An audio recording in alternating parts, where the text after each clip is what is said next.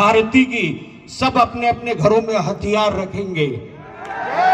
हमारी सनातन पद्धति में जो हथियार होते हैं, हमारे पूजा योग्य जो हथियार होते हैं, तलवार, भाला, और कौन कलेक्टर ऐसा है जो उसकी परमिशन नहीं देता? अगर नहीं दे तो हमको बताइए, हम परमिशन दिलाएंगे। घर में 5 लोग हैं तो 5 तलवार होनी चाहिए। किसी एक हिंदू पर अगर आक्रमण होता है तो 100 हिंदू घर से निकल के आना चाहिए। आज मुझे बड़ा दुख भी होता है इस बात का कि हम यवतमाल में इतने हिंदू होते हुए भी आज दुकानें खोल कर बैठे हैं। जब पहली बारी आएगी तो तुम ही दुकानों को छोड़कर भागोगे, ये सुन लो। अब समय आ गया है, या तो जाग जाओ। अरे अब भी नहीं जागे तो कभी नहीं जागोगे।